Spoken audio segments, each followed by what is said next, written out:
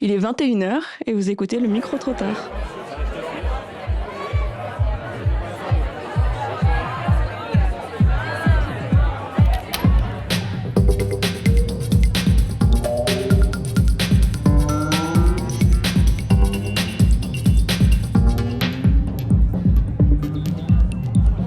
Il y en a qui vont être à fond dans la défense des insectes.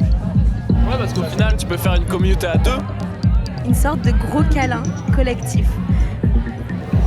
Tu veux te mettre avec nous? Pas grave, ouais. Ouais, bah je t'invite à t'asseoir par terre sur ce humble sol. Le micro-trottoir, c'est un mardi tous les 2 mois sur Radio Campus Paris. Bonsoir à toutes et tous. Vous écoutez le premier épisode du Micro-Trottoir, l'émission qui vous fait plonger au cœur des nuits électroniques françaises. Nous, c'est Global Warning Collective, un collectif de musique électronique qui cherche aussi à créer des espaces d'expression et de discussion. On vous embarque avec nous pour écouter du son, des avis et des expériences recueillies sur le terrain. Vous faites la fête, vous ? Mais pourquoi on fait la fête ?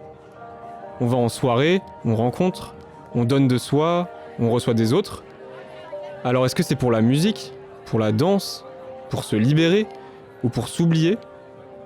Ici, on va parler de fêtes et de musique électronique, parce que c'est celle-là qu'on aime et qu'on fréquente.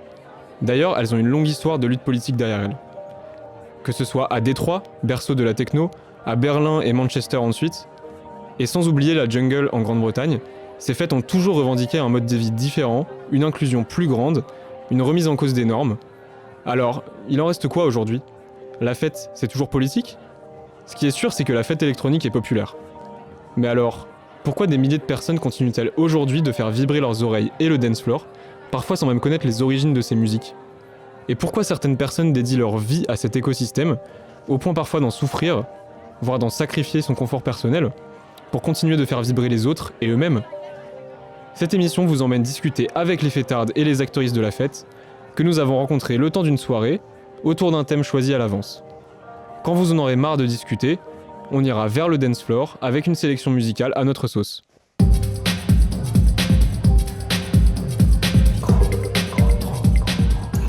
Souvent, j'entends dire que notre époque est marquée par l'individualisme, notamment depuis la période Covid qui a accentué encore plus l'isolement, le sentiment de solitude chez certaines personnes. Chacune trace sa route, compose sa vie, seul, dans un monde où les grands cadres collectifs se sont effondrés. On vit plus librement, peut-être, encore que, mais aussi plus isolé. Le manque d'attache émotionnelle aux gens, à la terre, à l'environnement, c'est sûrement l'un des maux de notre époque. Et dans ce contexte, la question du lien, du vivre ensemble, du faire communauté, revient avec force. La fête, elle peut rassembler, mélanger, créer du commun, même si c'est éphémère. C'est un espace où l'on partage une énergie, un moment, une émotion. Le collectif Cluster est né pendant le Covid d'un besoin de respirer dans cette période compliquée, pour recréer du lien et créer un espace d'expression artistique. Et pour ce premier épisode du Micro-Trottoir, on a eu envie de vous demander, c'est quoi pour vous faire communauté ? C'est marrant parce que c'est le thème de notre premier numéro hors cadre du coup. C'est étonnant, je sais pas ce que vous faites là, mais quelle coïncidence. Le magazine Hors Cadre, lancé en cette année 2025 par le collectif Cluster, donne une place à des voix en marge, à des récits alternatifs et à des identités fluides. On vous emmène au cœur de la soirée de lancement qui a eu lieu le 14 juin au Point Éphémère à Paris. Un événement plein de vibrations, de frémissements et de paroles sensibles. Avant toute chose, nous tenons à remercier toutes celles et ceux que nous avons pu croiser au Point Éphémère, qui nous ont accordé de leur temps et surtout ont participé aux entretiens avec beaucoup de bienveillance et d'honnêteté. Le montage des extraits audio des fêtards a été modifié aussi peu que possible pour préserver le sens premier et ne pas faire de surinterprétation. Par contre, cette émission reflète aussi notre subjectivité, nos opinions, et ne prétend pas faire une recherche objective. Déjà, c'est quoi une communauté ? Et c'est quoi faire communauté ?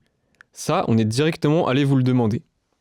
Une communauté, c'est une vaste question. C'est une vaste question. C'est un groupe de personnes qui partagent les mêmes valeurs, c'est un truc super important, et qui se battent pour qu'elles existent au monde, ces valeurs. Donc on peut avoir des amitiés au sein d'une communauté, mais ça va plus loin que ça, quoi. Je trouve qu'il y a une espèce de projet commun d'aller vers un avenir qui nous ressemble. Des gens avec qui on peut parler librement et en qui on se reconnaît un peu aussi, dans des valeurs des manières d'être, de militer, etc. Communauté, je pense, il y a l'idée de vivre à plusieurs, en dehors des clous, des sentiers battus, je pense. Ça peut être sous plein de formes différentes, mais un but commun et des idées communes. Je pense que c'est quand même important de se retrouver dans une communauté par rapport à des valeurs communes, évidemment, et par rapport à des choses qui nous rassemblent. Un espace bienveillant où on partage des valeurs et où on sait qu'on ne va pas être jugé aussi. Un ensemble de solidarité, de liens qui se font. C'est comme une espèce de micro-société au sein de la société qui a ses propres règles. Il y a beaucoup de notions de communauté qui se retrouvent et qui arrivent à se faire du bien entre elles. Donc je pense qu'une communauté, c'est un endroit où on se sent bien. On se sent dans un milieu le plus safe possible. On se sent aussi comprise. Pour moi, ce serait une sorte de gros câlin collectif. Qui soit bienveillante, discriminatoire ou pas. Des gens qui vivent ensemble en soi, et après chacun va établir les règles précises de sa communauté, donc elles vont toutes fonctionner différemment. Et c'est quoi le moment où tu t'es senti le plus en communauté ?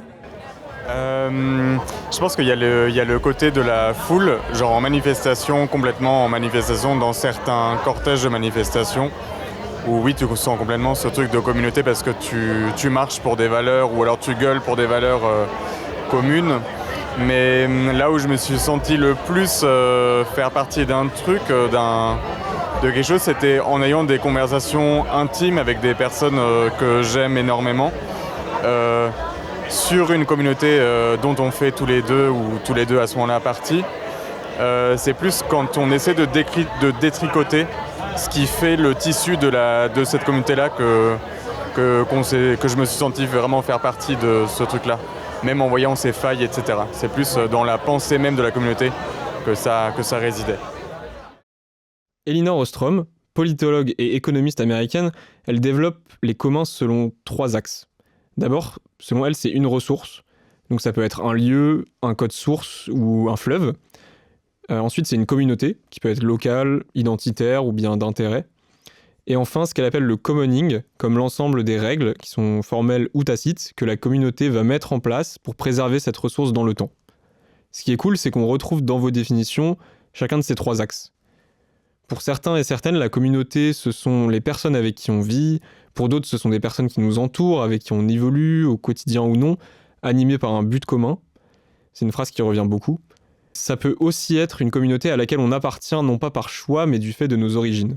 Je pense qu'on fait partie des communautés parfois on fait partie des communautés parce qu'on est vu comme ça de l'extérieur. Par exemple, nous on appartient à une communauté italienne alors que les gens justement ils pensent qu'on appartient à cette communauté. On est en tout cas pointé du doigt comme ça, c'est-à-dire en fait on a toujours l'impression que les Italiens d'ailleurs passent du temps avec des Italiens et c'est vrai, mais voilà. Donc j'appartiens à cette communauté aussi. Alors je pense que je peux mettre un peu de nuance dans cette idée de communauté parce qu'en tant que personne racisée, il y a des communautés dans lesquelles, sans forcément le savoir, on est déjà dedans.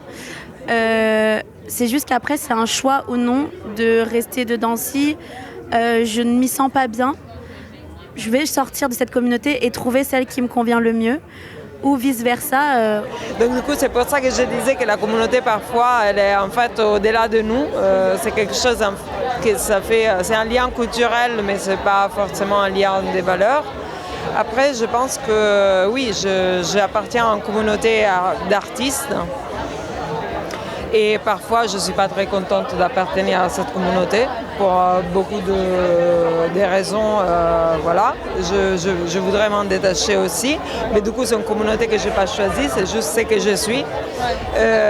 C'est malgré moi aussi. Aujourd'hui, je sais que pendant longtemps, je n'avais pas forcément le besoin de retourner vers une communauté qui me ressemble. Aujourd'hui, maintenant que j'ai trouvé une autre communauté dans laquelle j'ai pu me développer, maintenant je me sens de retourner dans ma première communauté qui est une communauté de personnes racisées. Donc je pense que c'est aussi trouver cet équilibre entre tout ce qui nous compose, tout ce qu'on est et trouver sa place dans ces différentes communautés.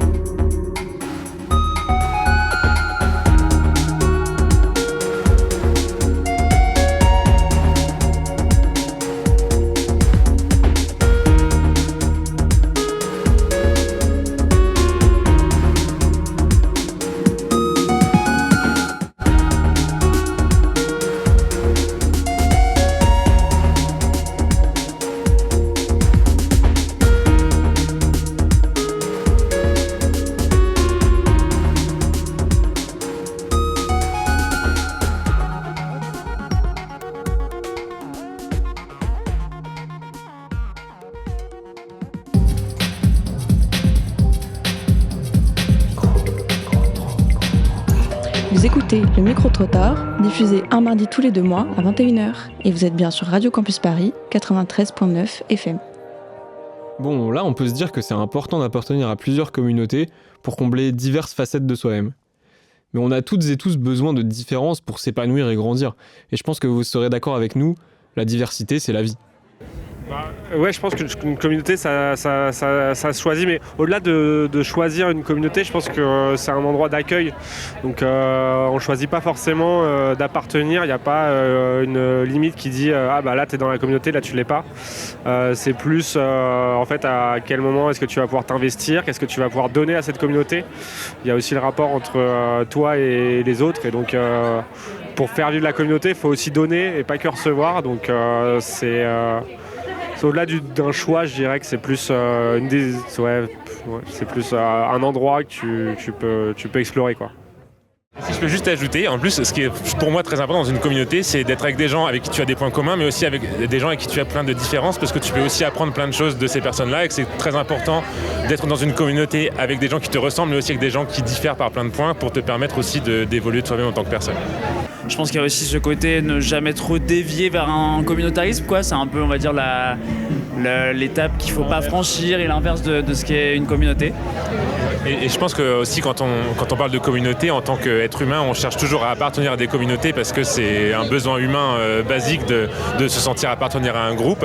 Et du coup, forcément, on va toujours avoir tendance à chercher des points communs avec d'autres personnes pour se sentir membre de ce groupe.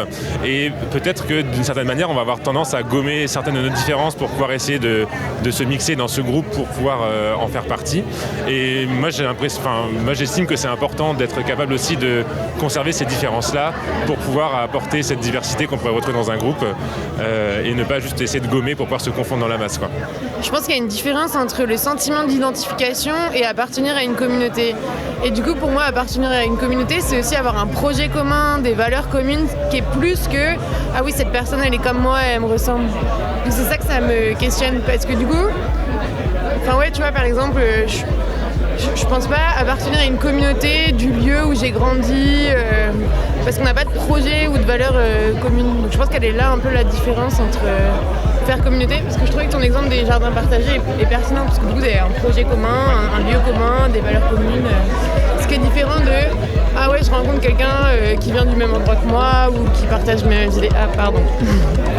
J'ai fini en plus, dommage.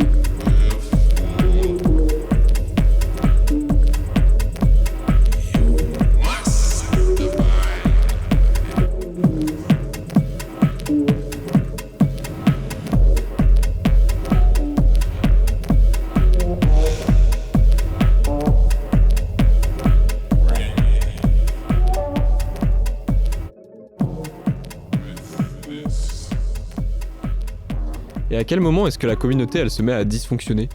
Bon, après, moi j'ai habité dans une communauté au Portugal qui s'appelle Sítio de Mocho, représente.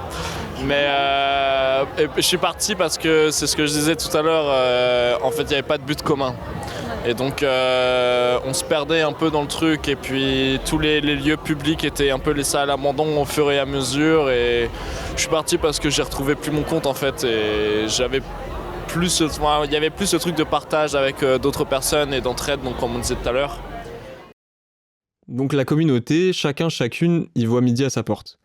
Mais quand même, il y a certains points qui ressortent. Déjà, il y a un but commun qui nous entraîne. Ça peut aussi être un espace agréable, avec des gens avec qui on est sur la même longueur d'onde. Et ça doit aussi nous permettre d'apprendre des autres, c'est-à-dire être avec des personnes différentes. Mais c'est bien joli toutes ces définitions-là, mais concrètement, à quoi il tient ce sentiment de communauté ? Et au fond, c'est peut-être ça qui compte plus que l'appartenance choisie ou subie. Qu'est-ce qu'il en est de ce sentiment d'appartenir ? Et qu'est-ce qui se passe quand on veut à tout prix faire partie, jusqu'à en oublier notre individualité ? J'ai l'impression, personnellement, de m'être construit dans des communautés quand j'étais plus jeune par exclusion, c'est-à-dire que je fonctionnais un peu par l'absurde, c'est-à-dire que je ne suis pas une telle chose et du coup je préfère me positionner comme faisant partie d'un tel groupe. C'est vrai que après, moi j'ai un rapport au groupe qui a toujours été un peu compliqué en vrai parce que j'ai jamais vraiment eu la sensation d'avoir trouvé ma place dans un groupe. J'ai toujours préféré lier mes amitiés plutôt pas en groupe en fait. Donc c'est vrai que j'ai jamais été à 100% acceptée entre guillemets dans un groupe et surtout pas acceptée, plus je m'y sens à 100% moi et à l'aise. Voilà, c'est quelque chose que j'ai jamais ressenti, c'est quelque chose que j'aimerais bien ressentir, mais c'est pas un objectif en soi. Je pense qu'il n'y a pas de groupe parfait. Tu as quand même des pressions au sein d'une même communauté. Aujourd'hui, je vais parler de la communauté queer, même si c'est un grand mot qui aujourd'hui correspond un peu à tout et rien. Mais quand on l'aborde de manière extérieure dans un premier temps, parce que tout le monde est d'abord extérieur à cette communauté-là avant de l'intégrer, ce qui a été mon cas, il y a une certaine forme de pression d'avoir sa catégorie de queerness, d'être identifié comme telle ou telle personne. Et en fait, la fête, ça en fait complètement partie. D'être un queer fêtard, c'est beaucoup mieux et socialement plus acceptable et mieux accepté que d'être un queer pas fêtard. Et voilà, donc ça c'est une certaine forme de pression. Je pense qu'il y a des fois où certainement moi je me suis forcé à faire la fête d'une certaine manière aussi, pour avoir l'air cool, pour faire partie d'une certaine communauté.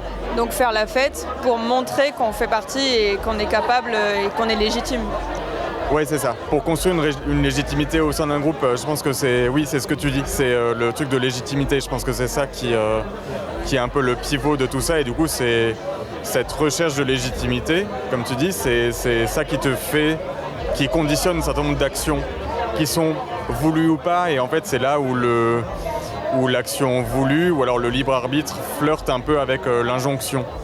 Et on ne sait jamais où on se situe parce que socialement, il y a des choses qui sont construites. Et ce souci de l'égalité et de l'horizontalité dans les rapports humains, c'est quelque chose qu'on retrouve dans la fête promue par Cluster. Nous, ça passe beaucoup par la danse, je pense, la performance, mais je trouve qu'il ne faut pas différencier les artistes des danseuses, des orgas. En fait, là, cette communauté, elle fait du bien des retours qu'on a, mais elle fait du bien autant aux artistes qui viennent performer, qui se sentent bien, autant aux gens qui viennent danser, parce qu'ils peuvent s'exprimer. Et ouais, c'est quelque chose qui s'est bâti avec le temps, quoi. Petit à petit, à faire grossir un noyau de personnes qui commencent à partager les mêmes valeurs, à partager les mêmes espaces. Et moi je vois un impact positif quand on est à la station et qu'on monte tout en haut pour regarder les gens danser. Enfin, c'est des trucs qui ressemblent à rien. En tout cas, j'ai rarement vu ça, où en fait les gens ils dansent vraiment librement.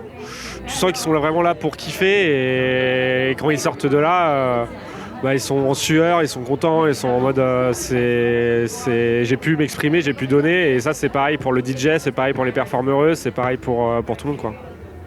Mais si je peux rajouter quelque chose, c'est avant même d'être orga, Moi, j'étais consommatrice des clusters et ça a été pareil, un des premiers espaces là où je me suis dit waouh, je m'y sens bien et je suis avec des gens qui sont comme moi et qui me comprennent. Et juste on partage ce moment de danse, de musique, de folie. C'est génial.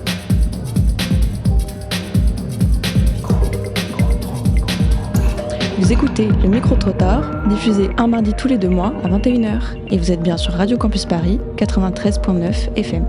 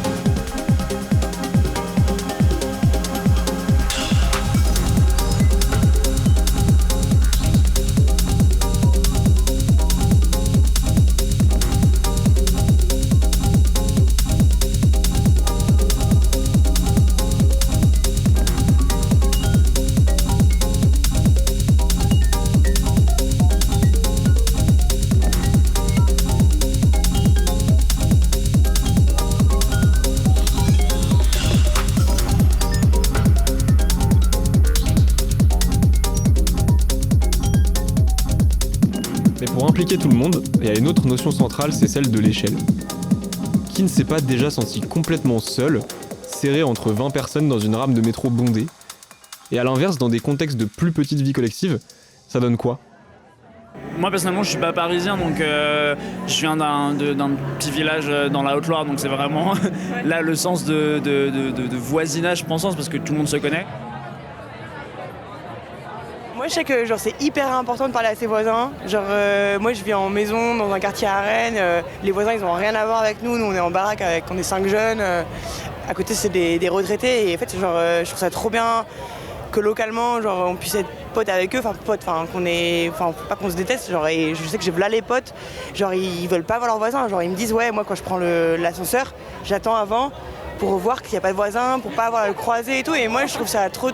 mais je comprends en vrai, je comprends, et en même temps je trouve ça trop dommage, moi j'ai de la campagne à la base et les voisins on les connaît, je sais que si il nous manque un truc, de la farine, si on fait un gâteau un dimanche, on y va, c'est un exemple de merde là, mais genre c'est... on peut pas vivre tout seul quoi. Moi je trouve ça hyper important avoir un bon lien en moins avec ses voisins avec qui tu habites. Ce sera forcément mieux ta vie, tu vois. Ouais, parce qu'au final tu peux faire une communauté à deux, en mode à deux ou à trois quoi, genre. Communauté, genre c'est combien d'humains qu'il faut pour faire le mot communauté, ça c'est une autre question, tu vois. Et le même sentiment peut se retrouver en soirée, où un événement massif regroupant des milliers de personnes peut être submergent. Alors une taille trop importante, motivée par un appétit économique, peut abîmer l'expérience proposée par la fête, en rendant plus difficile le contact humain. À son époque, l'anthropologue Robin Dunbar s'est intéressé au nombre maximal de personnes avec qui nous sommes capables d'entretenir une relation stable. Il est tombé, même si sa méthodologie depuis est discutée, sur le nombre de 150. Et au-delà de ce nombre, on entre en relation avec une idée ou un concept qui nous unit, mais plus avec les personnes elles-mêmes. Peut-être que son travail peut s'appliquer à un contexte festif pour comprendre les dynamiques sociales en jeu. Et si une fête est trop large, notre cerveau pourrait être submergé d'informations, de possibilités, et alors se replier sur lui-même. C'est comparable à la manière dont nous nous protégeons dans le métro en nous enfermant dans notre smartphone et dans notre musique.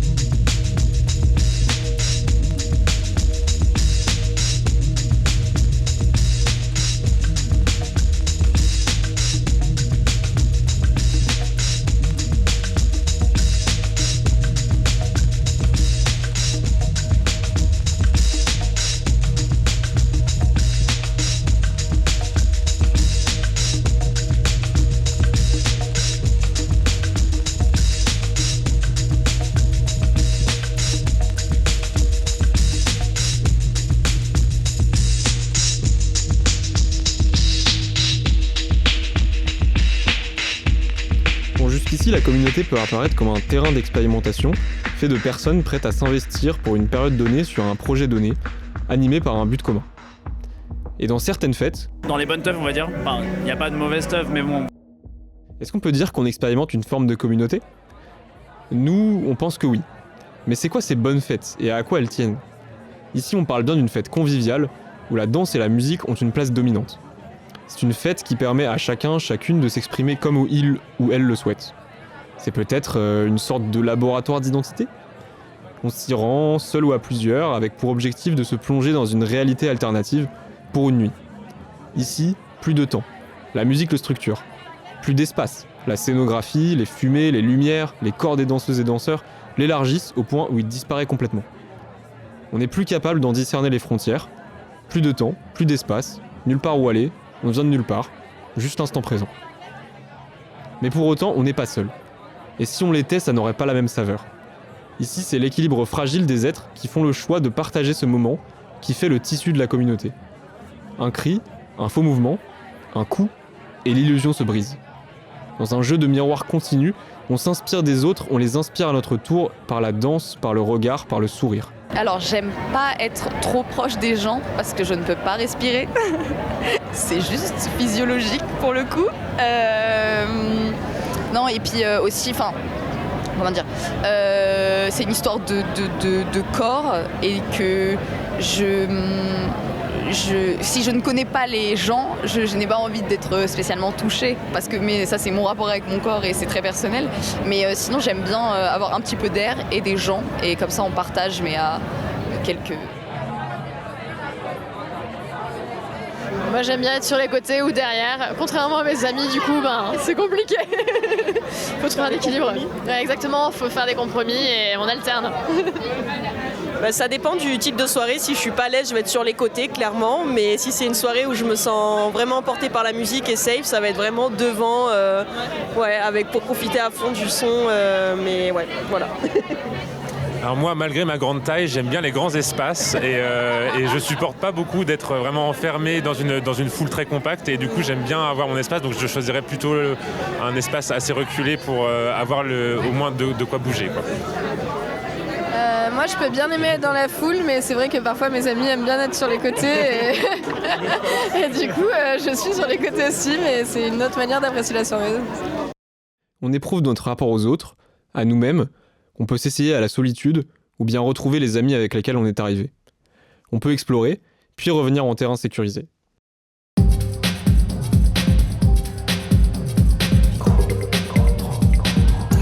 Vous écoutez le micro-trottoir, diffusé un mardi tous les 2 mois à 21h. Et vous êtes bien sur Radio Campus Paris, 93.9 FM.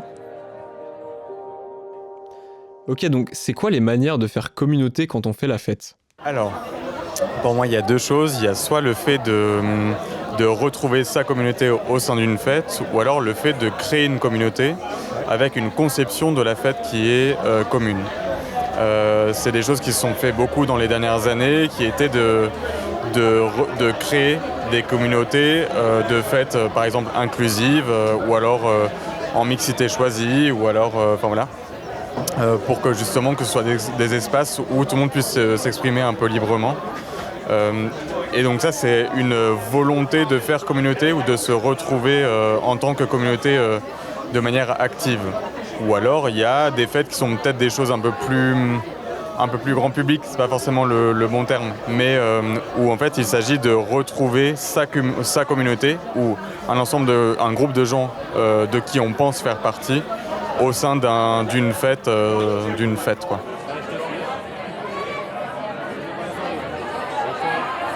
Ça m'évoque pas mal de choses parce qu'en réalité, je fais aussi partie d'un collectif de théâtre et on a créé un spectacle l'année dernière sur la fête et les collectifs. Donc du coup, ça me parle. Et du coup, en fait, pour moi, le truc qui est important, en effet, c'est que on peut vraiment faire un parallélisme sur l'idée en fait de la fête en tant qu'endroit où nous, par exemple, on avait pris la fête, les raves en réalité, les rave parties, comme un lieu, en fait, un moment et un lieu de subversion et de recherche en fait de liberté et de création en effet d'une communauté hors société comme on la connaît. Et c'est en fait quelque chose qu'on retrouve aussi dans les mouvements politiques, dans les communautés un peu plus engagées, comme le disait aussi mon ami. Je pense que les deux choses en fait se croisent en ces moments et que je trouve que c'est super intéressant. Et les endroits, je pense qu'on commence à fréquenter de plus en plus par rapport, par exemple, à quand on était plus jeune, parce que moi j'ai quasiment la quarantaine, donc du coup en fait avant, aller faire la fête c'était vraiment juste pour s'amuser, en tout cas dans les années 2000 c'était un peu ça. Là maintenant les endroits où je fais la fête sont des endroits où je sais que je vais retrouver ma communauté. Donc je sais qu'en fait ce sont des lieux engagés dans lesquels la communauté est une communauté engagée et la fête elle va être justement comme il disait une fête avec des autres standards qui sont très politiques aussi, dans lesquels il y a une question de bienveillance, une question de consentement, une question de mentalité ouverte par rapport à ce que ça peut être justement la diversité. Donc du coup pour moi, les deux choses maintenant elles sont en train de se vraiment retrouver, la fête et l'engagement. Et du coup je trouve que ça c'est hyper important de ces jours. Voilà. Donc finalement, faire la fête, ça peut aussi être une forme d'engagement ou de résistance ? Arnaud Hidelon, qui est journaliste, auteur et cofondateur du Sample à Bagnolet, nous propose ce narratif dans son essai Boom Boom Policy du Dance Floor. Il y présente la fête comme une expérience intime et politique, comme puissance performative et transformatrice, la fête comme avant-garde d'un peuple à venir. Pas mal.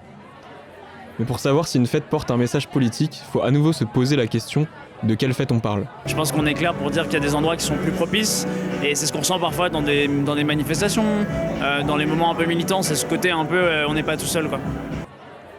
Ok, ce week-end tu choisis d'aller en soirée warehouse. Tu prends place dans un Uber et arrives 30 calmes minutes plus tard devant un site industriel aménagé. À l'entrée, on contrôle ton billet. Le péage coûte 25 €. Une équipe de sécurité te fouille. À ta droite, des secouristes attendent patiemment. Tu commences à danser, les sonorités industrielles et agressives battant déjà leur plein dans l'entrepôt. Tu décides d'altérer ton état de conscience, et un bar te donne à boire, les gourdes étant interdites. Le DJ, érigé comme star sur son piédestal, capture toute ton attention. Tu restes avec ton cercle proche, te perds peut-être dans la foule. Pas de charge mentale, pas de responsabilité. La musique s'arrête au lever du jour, et tu rentres chez toi, et lundi sonne le début d'une nouvelle semaine. Les excès du week-end ne sont qu'un lointain souvenir ou plutôt te permettent de patienter jusqu'au prochain week-end. Le week-end suivant, tu te retrouves embarqué dans une soirée dont un ami t'a parlé. Tu prends le train, ou plutôt la voiture, vers 22h, roule un peu jusqu'à atteindre l'orée d'un bois. Puis tu pars à pied en quête de la fête. Tu as fait le geste d'aller jusqu'ici. Les autres que tu rejoindras partageront sûrement cet état d'esprit. À l'entrée de la fête, pas de portique, simplement un gars en sweat à capuche qui te tend la main avec un grand sourire. C'est la Donna. Tu donnes 10 € parce que ça va, tu gagnes bien ta vie donc tu peux te le permettre pour baisser le prix des moins chanceuses. Une fois sur place, le son est encore en train d'être installé par une bande de passionnés un peu éméchés. Puis les fréquences graves prennent le pas sur le doux son de la forêt endormie. Ce lieu sera celui de la fête pour un temps donné, pas d'heure de fin a priori. Ici vous prenez soin les uns des autres et chacune est responsable de ses actions. De son rapport aux autres, à son environnement, à ses déchets, de sa propre consommation. Bon, à travers ces deux histoires volontairement caricaturales, je voulais attirer ton attention sur les conditions de réalisation de la fête, et de ce qu'elles impliquent. La fête, elle a la capacité de nous mettre entre les mains l'expérience d'une vie en dehors des normes, proposant des valeurs de partage, de care et d'entraide. Dans les bonnes conditions, la fête est un terrain d'expérimentation pour un nouveau rapport à soi, aux autres et au monde. Et à l'inverse, elle peut aussi renforcer complètement des rapports de domination déjà présents dans le reste de la société. Mais une fois les caissons éteints, le travail n'est pas terminé et il faut le poursuivre la semaine pour, je cite Arnaud Hidelon, ramener au jour les métamorphoses qui s'opèrent dans la nuit.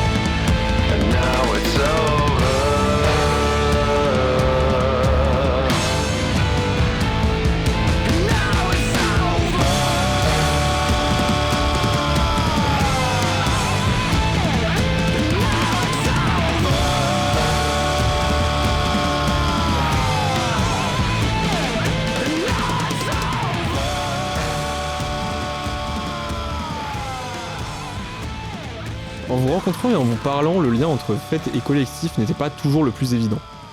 Pour autant que ce soit en partant de votre définition du collectif, ou à l'inverse de votre manière de voir la fête, on a eu le sentiment que les deux s'entrecroisaient. Et s'organiser en plus petits groupes induit de fait une forme de résistance à une direction plus générale prise par nos sociétés. Et s'organiser en collectivité, on sait que c'est rarement facile. Ça demande beaucoup de communication, des compromis, et les milieux militants n'y font pas exception. Ils doivent se confronter à l'ego de certaines, les envies et possibilités de chacune. Mais la fête, c'est un super moyen de renforcer le lien social. Et ouais, moi ce que je cherche avant tout en vrai dans la teuf, c'est la connexion. Donc clairement, c'est un des meilleurs moyens de faire communauté, mais il y a des anthropologues qui en parlent d'ailleurs, du fait que c'est nécessaire pour tisser le lien social, la fête est nécessaire pour tisser le lien social dans la jeunesse. C'est Emmanuel Lallemand, je crois, qui parle de ça, qui a écrit plusieurs livres dessus. Voilà. Et puis ça donne du corps et de la puissance à la lutte. Et quelque chose qui me fait sentir vraiment appartenir à quelque chose, comme par exemple la communauté qui s'est créée autour de manifestations. Pour moi, c'est une communauté hyper importante, que quasiment elle m'émue tout le temps. Quand je vais en manifestation à laquelle je crois vraiment, c'est quelque chose en fait qui me rend quasiment le plus l'idée de communauté. Ou justement, comme je disais tout à l'heure, aller dans des endroits, même des fêtes, mais que je sais qu'ils sont très politisés et que du coup, en fait, avec lesquels j'ai un lien, des valeurs importantes. Voir les gens autour de moi s'amuser et tout, c'est quelque chose d'émouvant aussi pour moi parce que du coup, je me dis, c'est ma communauté et j'aime bien y appartenir. Voilà. On espère que ce premier épisode du Micro-Trottoir vous aura plu. Nous, on a pris beaucoup de plaisir à le réaliser et on a déjà hâte de vous retrouver pour le prochain, que ce soit en soirée ou sur les ondes. On aimerait enfin remercier Radio Campus pour leur confiance vis-à-vis de ce nouveau projet qui est en train de voir le jour. Arnaud Hidelon pour le partage de son livre, qui a donné pas mal de grains à moudre dans l'écriture de l'épisode. Et enfin, Elodie, notre collègue de l'émission Au Pays des Rêves, pour les discussions et puis les jolies collaborations en perspective. Si vous souhaitez en voir et en entendre plus, vous pouvez nous retrouver lors de nos gigs ou lors des Technotalks qu'on organise, qui sont des événements où on danse et on discute de la fête de demain. Sinon, on est aussi sur Instagram et en replay sur la plupart des plateformes de streaming, Deezer, Apple, YouTube et SoundCloud. À bientôt!